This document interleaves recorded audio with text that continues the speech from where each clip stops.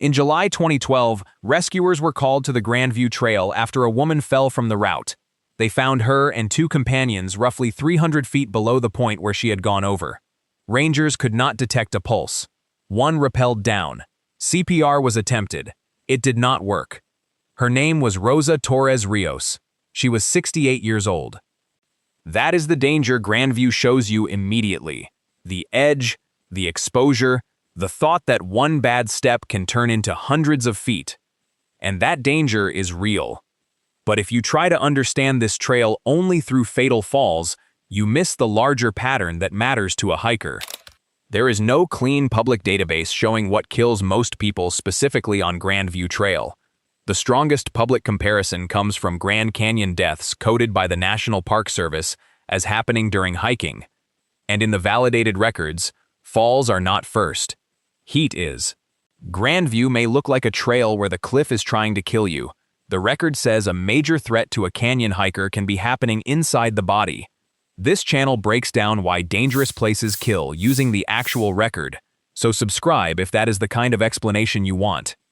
By the end, you will know what the best available data says actually kills Grand Canyon hikers, why Grandview makes that risk easy to misjudge, and why the hardest part of this trail may begin only after you think you have already proved you can handle it. Start with the scale around Grandview, because the trail does not exist in isolation. Grand Canyon National Park recorded 4,430,653 recreational visits in 2025. That same year, the park recorded 11 fatalities, 232 search and rescue incidents, 848 emergency medical incidents, and 444 preventive search and rescue hiker assists. Those numbers are park-wide. They are not Grandview numbers, and they should not be turned into Grandview numbers. That distinction matters. The National Park Service mortality dataset begins in 2007, but the agency says only the years 2014 through 2019 have completed validation. Later records remain preliminary and can change. In that validated 6-year window, 18 deaths were coded with the activity listed as hiking. 7 were hyperthermia. 6 were medical deaths during physical activity. 2 were falls. 2 were undetermined. 1 was a lightning strike. So among those 18 validated hiking deaths, hyperthermia accounted for 38.9%. Medical deaths during physical activity accounted for 33.3%. Falls accounted for 11.1%. That is the first important dissonance. The Grand Canyon is famous for exposure. Grandview has steep slopes, eroded sections, sloping ledges, and places where a fall can have catastrophic consequences. Yet the hiking-specific mortality data does not put falls first. The broader preliminary record from 2007 through February 2026 points in the same general direction. It contains 48 hiking deaths, 15 hyperthermia, 13 medical during physical activity, 11 falls, 8 undetermined, and 1 lightning strike. Again, that broader set is preliminary. It is useful as corroboration, not as a final denominator. Here is the thing. This is not a story about a trail with a verified annual death count. The public record does not support that claim. It is a story about a trail embedded in a canyon system where the same few mechanisms keep producing rescues, medical emergencies, and deaths. And if you want to understand why, the first mistake is assuming the dangerous part is always the part you can see. Grandview begins at about 7,400 feet on the south rim. Horseshoe Mesa sits around 4,900 feet. That is roughly 2,500 vertical feet lower, reached after about 3 miles of travel. Those numbers explain the trap. The trail gives you the cheaper half first. You step away from the rim, and gravity starts helping. You lose elevation while the destination gets closer. Then, you arrive lower in the canyon. Now the bill changes. The National Park Service warns that the return to the rim may take roughly twice as long as the descent. There is no drinking water on the trail to Horseshoe Mesa. Springs below the mesa are unreliable. Hants Creek is more dependable, but it is farther into the backcountry. The route is also exposed, and the east-facing terrain can receive substantial morning sun with very little shade. So the important question is not, how do you feel after descending 3 miles? The important question is, What does that feeling tell you about your ability to climb back up 2,500 feet later? Not much. That is the signature of Grandview. The canyon gives you credit on the way down, then collects on the way out. I keep coming back to that because it explains why ordinary self-assessment can fail here without anyone behaving recklessly.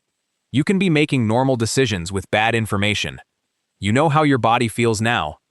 You do not know how it will feel after more sun, more time, and a sustained climb.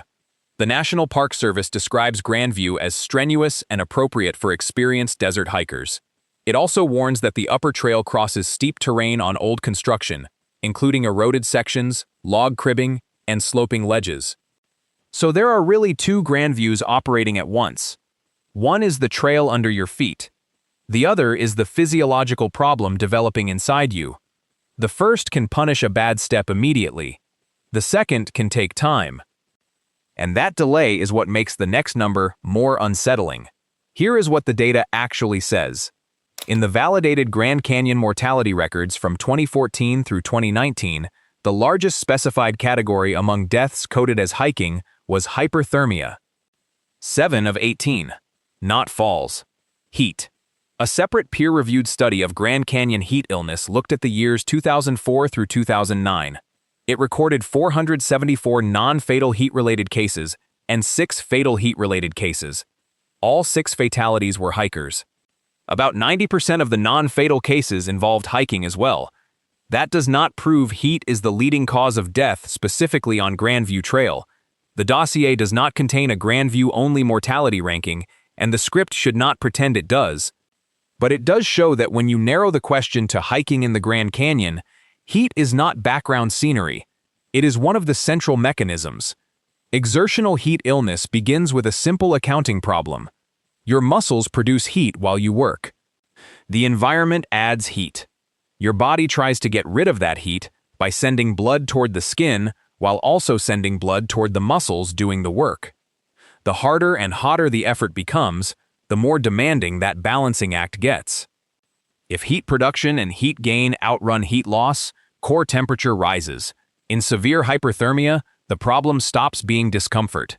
Central nervous system function can deteriorate. Confusion and altered mental status can appear. Systemic inflammation can develop. Coagulation can be disrupted. Multiple organs can begin to fail. That progression matters because the organ you rely on to recognize danger is part of the system being affected. Grandview adds exactly the kinds of conditions that increase the load: sustained exertion, exposure, little shade, no drinking water to Horseshoe Mesa, and a return climb that may take twice as long as the descent. In one documented 2009 incident, a man in his early 60s developed heat exhaustion on the Grandview Trail. A preventive search and rescue ranger found him about 1 mile below the rim and began rehydration and cooling measures. That incident was not a death or heat stroke. The source does not tell us how much water he carried, his fitness, or why he continued. You do not need a dramatic final moment to see the mechanism. A person can still be moving while the margin is shrinking. The problem is that the body may be becoming less capable at exactly the point where the trail is becoming more demanding. The cliff is the danger you can see. Heat is the danger that can be changing the person who has to negotiate the cliff.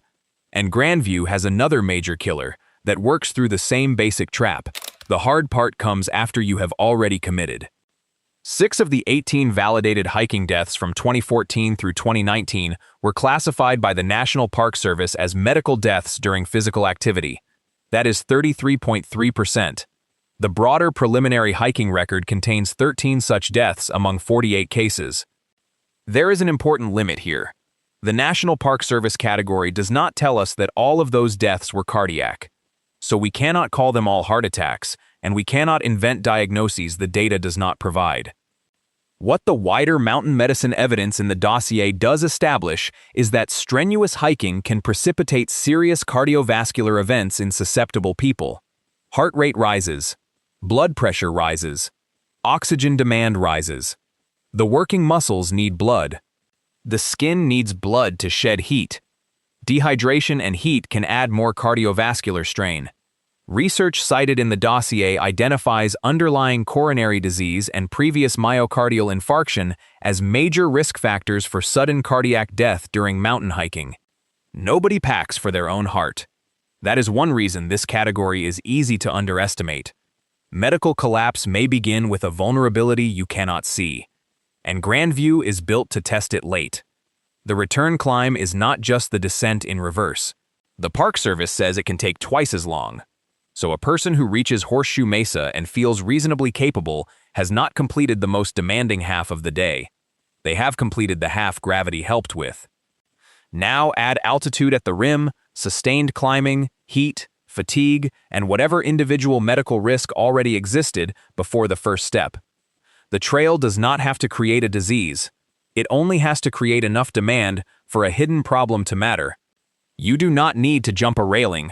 You do not need to approach wildlife. You do not need to do anything that would look reckless in a photograph. You can simply ask more of your cardiovascular system than it can safely provide. And this is where Grandview starts to look less like a collection of separate hazards. Heat strains the circulation. The climb strains the circulation. Fatigue changes movement. The terrain still requires precise movement. The categories on a spreadsheet are separate. Your body does not experience them separately. Before we pull those pieces together, there is one danger Grandview advertises honestly: the fall. The upper Grandview Trail is not subtle about exposure. The National Park Service describes steep slopes, eroded sections, old log cribbing, and sloping ledges. In winter, upper sections can become extremely icy. A small mistake can have an enormous consequence because the terrain converts a loss of balance into distance. That is the physics of the problem. On level ground, a misstep may cost you skin, pride, or a sprained ankle. On exposed terrain, the same initial error can become a high-energy fall. Then the mechanism changes completely.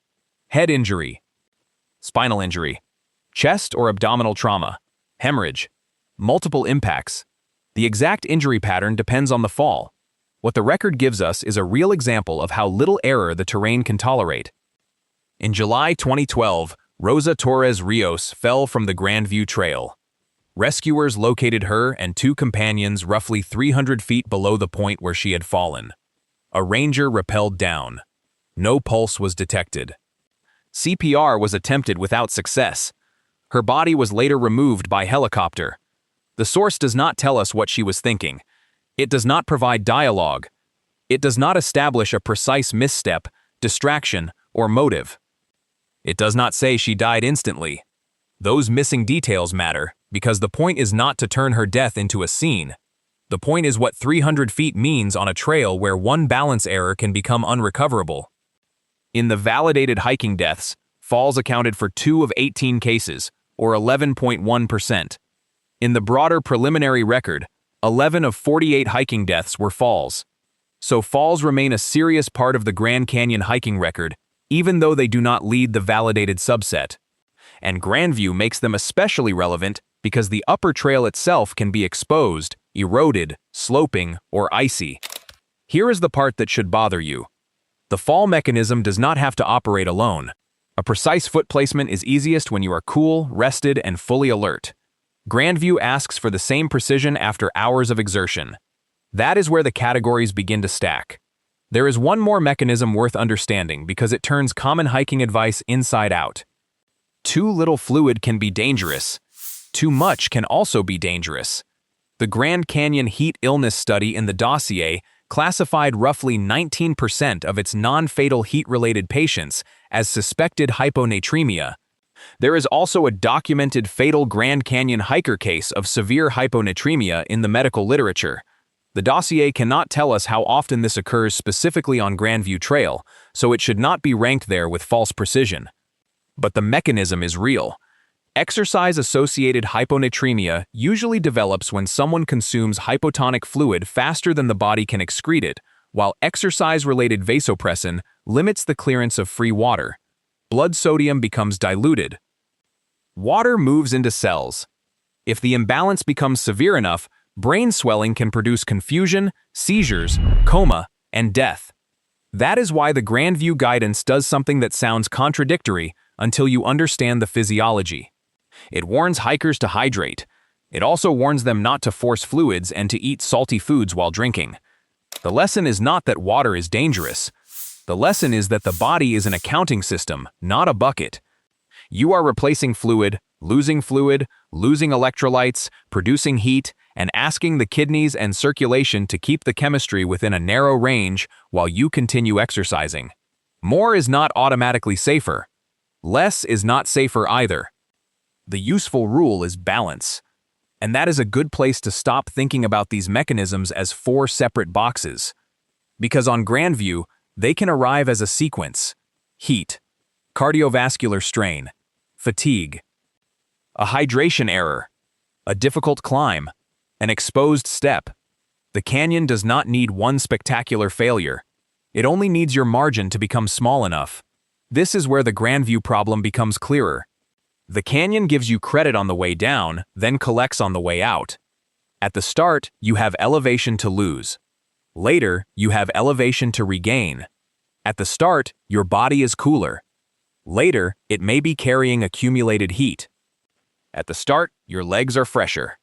Later, fatigue has had hours to work. At the start, your cardiovascular system has not yet paid the full cost of the day. Later, the longest sustained effort may still be ahead. Those factors do not simply add, they stack. Heat can increase cardiovascular strain. Cardiovascular strain can reduce your reserve. Fatigue can reduce movement quality. Severe heat illness can alter mental status. An exposed trail still demands accurate foot placement through all of it. That is why an ordinary mistake can become fatal without the person ever doing one obviously reckless thing. The place strips margin. Then it asks for precision. I think that is the most useful way to understand Grandview. Not as a trail with one monster hiding in it. As a system where several manageable problems can become one unmanageable situation. If you have ever kept going on a hike because you still felt fine, tell me in the comments. And if this is making you rethink how you judge a descent, drop a like, because the part most people get wrong is still coming.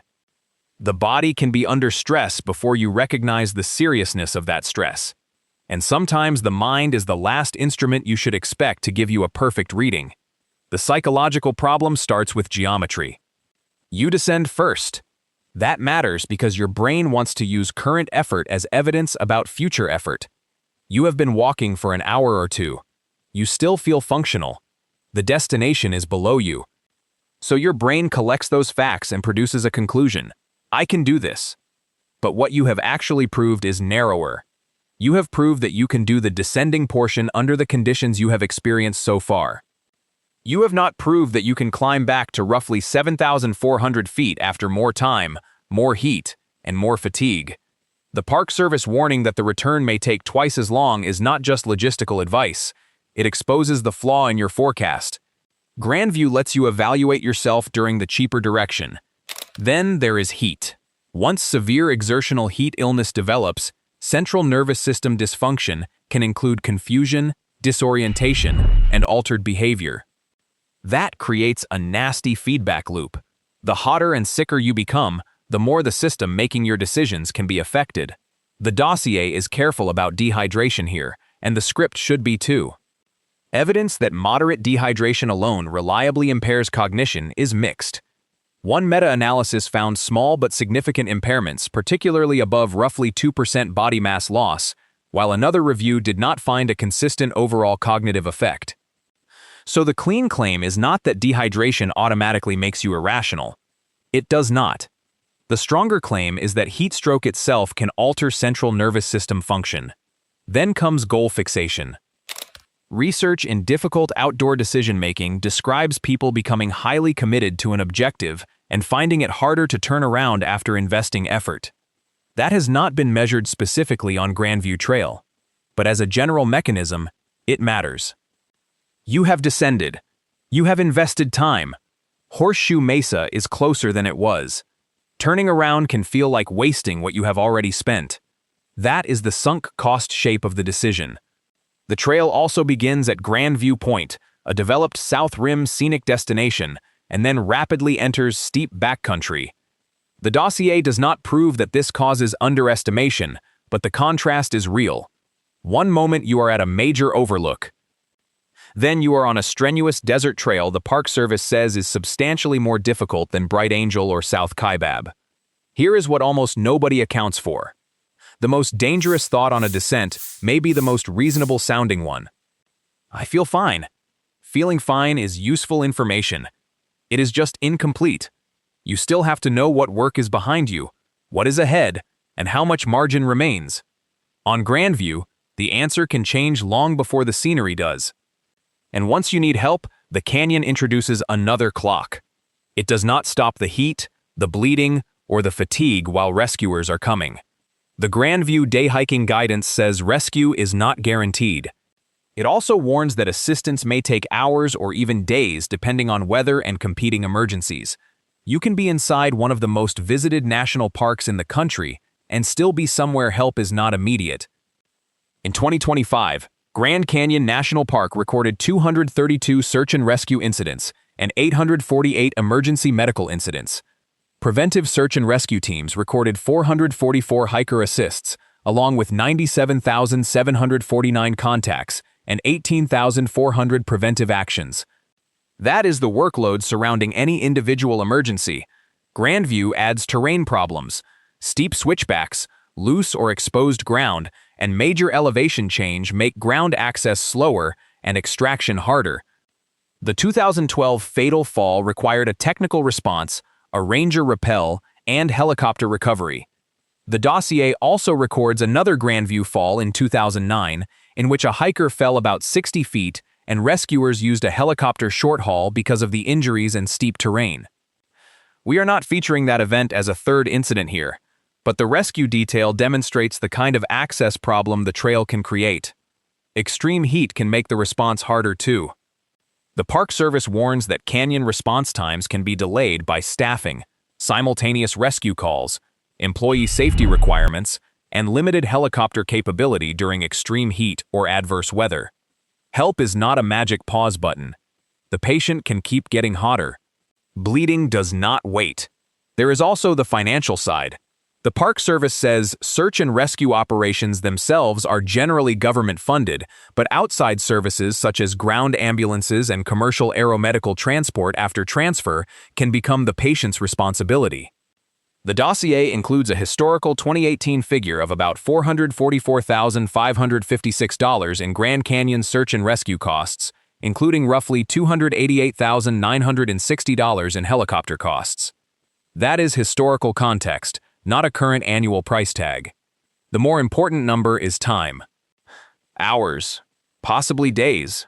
Because when the environment is already stripping your margin, the rescue system may have to reach you through the same terrain that created the emergency.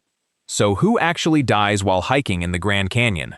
The dossier cannot answer that specifically for Grandview Trail. There is no public Grandview victim profile dataset detailed enough to tell us typical fitness, preparation, experience level, or whether victims are usually reckless, cautious, novice, or expert. That missing information matters. We cannot say the victims were obviously unprepared, or that they were all highly capable hikers who made one tiny mistake. The data does not support either story. What we do have is the validated Grand Canyon hiking subset from 2014 through 2019. There were 18 deaths, 16 were male, 2 were female, 3 victims were between 15 and 24, 1 was between 25 and 34, 4 were between 35 and 44, 2 were between 45 and 54, 4 were between 55 and 64, 4 were 65 or older. So the sample skews male and older, but it is not an elderly-only phenomenon. The deaths span the adult age range. You cannot assign the entire problem to one age group, and the mortality table does not tell you how those people trained, what they carried, or how experienced they were. What the Grandview guidance does establish is that normal route hazards include heat, dehydration, overhydration, fatigue, ice, and exposed footing. None of those requires a stunt. That is the personal part. The risk is not confined to behavior that would look obviously foolish from a distance. It can emerge from ordinary hiking under demanding conditions. Your protection is not the belief that you are smarter than a victim whose story you do not know. Your protection is margin, and Grandview is a place that steadily charges for it. Grandview is not malicious. It does not care whether you are experienced, cautious, fit, frightened, or confident. It simply keeps the same geometry. About 2,500 feet down toward Horseshoe Mesa. About 2,500 feet back up. Exposure. Heat. No drinking water on the route to the mesa. And a return that may take twice as long as the descent. The canyon gives you credit on the way down, then collects on the way out. That is the fact I keep coming back to, because it changes how you should judge the entire hike. Not by how easy the first half feels, by how much margin you will still have when the harder half begins. Grandview is a reminder that the most dangerous part of a landscape is not always the part that looks dangerous. The number that stays with me is 7 of 18 validated hiking deaths from hyperthermia, because it puts the invisible mechanism ahead of the cliff. Which mechanism surprised you most? And which dangerous place should we break down next? Subscribe for more documentaries about the real reasons these places kill.